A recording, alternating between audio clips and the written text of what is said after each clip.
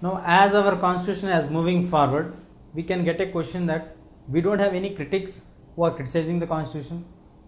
This is the answer for that. See here, we have critics of Constituent Assembly. One is Mr. Maulana Hasrat Mohani.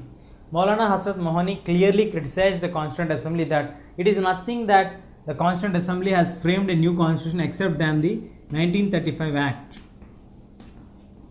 They have simply redrafted the 1935 Act. They did not add anything further. The cabinet mission which did not give the universal adult franchise was added for this. Other than this, the efforts were very less. This is the point of view where Maulana Hasrat Mohani came with, and redrafting of 1935 Government of India Act is not a real constitution. What is his point of view? He made a criticism against the existing thing. And the other major criticism what we got is from Mr. Damodar Swarup Seth. He is also known as in the short form D.S. Seth. He put his views that India finally moved on with a government of union government, where the union government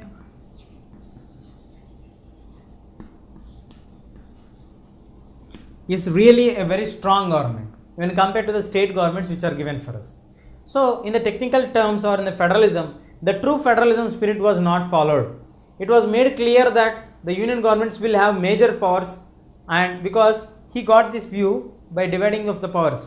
In order to get the clarity on the division of the powers or to autonomy of the state governments and the central governments, the constitution has divided the subjects or the issues into three categories. One is the central list, the other one is the state list, third one is the concurrent list.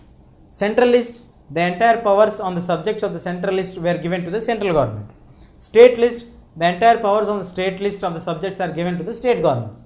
And the concurrent list is given to the state as well as for the central government. But in case on any of the subjects of the concurrent list, if the central government passes any law, then the state government law, even if it is in the condition of the existing thing, becomes null, and the central government becomes the valid law, which means that central government has powers on the central list as well as on the concurrent list. The state government is having rights only on the state list subjects. So, in this point of view, he made a statement that we unknowingly or knowingly, we went to the unitary form of government. We are not in the true set of federal government. And as Mahatma Gandhi always pointed out that we should follow the complete pattern of decentralization.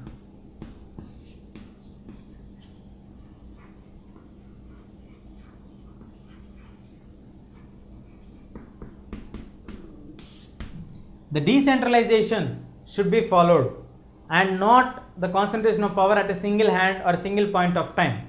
So, centralization was completely opposed by Mahatma Gandhi. He was a strong follower of Mahatma Gandhi's ideologies. So, he put forth his view saying that even Mahatma Gandhi did not like the strong unitary form of government. So, how could we like the form of government? We should not support this kind of form of government because it is completely unitary form of government. And he also have a fear that the government may turn as a fascist government.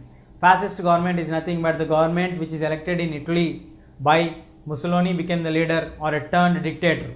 Mussolini had his own ideology that what is a motherhood for a woman is a war for a nation. So, in that he made the supremacy of the nation and war is must for the people. In the same way, if you have a strong central government, the views will be taken forward in a dictator point of view. Very soon, or there may be a chance of moving towards the fascist principles, or maybe guided towards the fascism, which we not at all liked it, or the Nazism. So, Dr. Swarup Seth made clear that centralization should not be there in the union powers, but it should be decentralized and the power should be distributed as far as possible, so that we don't get any strong initiative and a strong leadership which may turn into a dictatorship. This is the view, or the critics express their views on this. What are the other criticisms which are expressed?